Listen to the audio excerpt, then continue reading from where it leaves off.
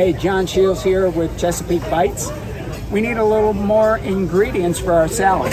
I'm at Gardener's Gourmet, which has some of the most beautiful greens in the world. And I'm going to get some arugula if I can. Very good. Half a pound? Half a pound's great. We'll meet you in the kitchen, make a little salad. Well, that was quite the shopping expedition. And we're back, right like magic, into the kitchen with some beautiful corn and all kinds of things. We're going to make a salad today, and it's a lovely summer salad. It has all kinds of colors and vibrant stuff. So it's an arugula, tomato, and in the cookbook, a tabbouleh salad. But you know, I was thinking, you don't always have to do what's in the cookbook, do you? No, you don't. So I was around perusing what was in the aisles, and I came up with some couscous. And I thought, you know, couscous would be absolutely wonderful in this salad. So that's what we did, all right? So bulgur is a wheat, okay? And it's a flat leaf thing, and you'll find that a lot in tabbouleh. And whenever you go to get a tabbouleh, it's a very light, essentially it's a parsley salad. But what we did is I took the couscous and just put some hot boiling water on it, let it sit for a little bit with some delicious olive oil, and that's going to be the base of our salad. The rest of it's going to be all kinds of gorgeous, gorgeous vegetables. So let me start with some of the things that I have here. I have these, look at these luscious tomatoes from Bartenfelder Farms. I got the tomatoes from them, I got corn from them, I got all kinds of things from them that was delicious. So for this salad, really all you need to do is chop these tomatoes up. They don't have to be fancy chopped.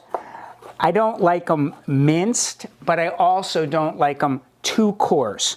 So if you're watching what I'm doing here, I'm getting them into kind of a medium to small dice on this. And you want them when they're nice and ripe and flavorful. And we're in the Chesapeake, we're in Maryland, and we fight with New Jersey sometimes, but I think we do have the best tomatoes in the world. So there you go. Alice Waters would disagree with me, but we'll have to talk about that later. Okay, so here we do. We're going to take our gorgeous tomatoes, put those right in to our couscous.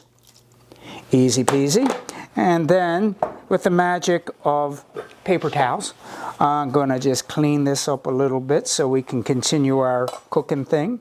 Another nice thing, spring onions, green onions, anything like that will give a really good bite and flavor to it. So if you see, I'm just doing these kind of on the bias.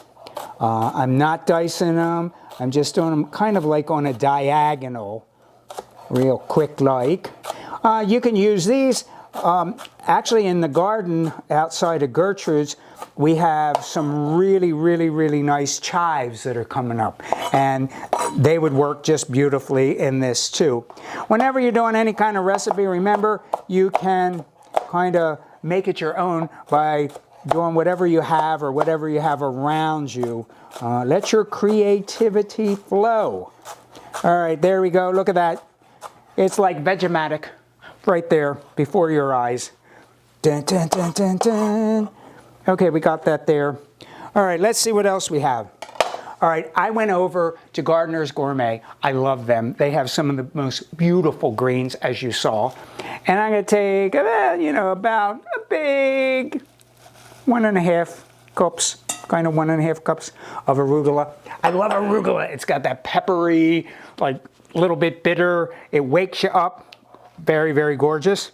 And then I thought, this is not in the original recipe either, but we have this gorgeous sweet corn from Bartenfelder's. You're saying, what is he doing? He's lost his mind again. He didn't cook it. Well, now you don't. You don't need to cook. That's a fun fact to know about corn, especially the summer corn, the sweet summer corn. It is just absolutely perfect, cut right from the cob, and it's fresh, it's wonderful. I make a great sweet corn and crab salad with sweet peppers, unbelievable. And I do not cook one bit of that corn. So I'm just going to take a little bit of the corn, we're going to throw that in there, like so. And then we probably need to season this up just a touch. And to do that, we're going to do some fresh lemon, like so. I'll do about 2 of these here. And then I'm going to take a little bit of cracked black pepper, put that all over there, like so. And then we also have almost a local olive oil here in Maryland, but it actually comes from Sparta in Greece, but it's our friends from Dimitri olive oil. And with this, I would put in about 1/4 cup, but as Dimitri says, or the people in Greece, the more the merrier, and you're gonna make you feel really, really good. All right, so let's take this, toss it together. I think I also might just take a pinch of sea salt. You know, any of you that's watched me before, you know I always love this Celtic sea salt. And whenever you use one of those sea salts, you can use a little bit less than you would kind of just a domestic Morton type salt. So look at this. So basically, if you're thinking about what do we have here, we have a lemon vinaigrette with an absolutely amazing olive oil. If you can't get like a local olive oil, just get the best extra virgin olive oil that you can get, because it makes a big difference in this salad. All right, let's see what we have here. We have a plate, and now I'm going to take the salad, like so. We're going to put it in this. You obviously could put it on a number of smaller plates. But you know, in the summer, you try to get dramatic. You want it to look beautiful, and this is what we're doing. All right, we have that. Doesn't that look pretty? But we don't stop there. We're going to add just a little bit more of a little bit of chev, little bit of goat cheese, just to garnish this on top.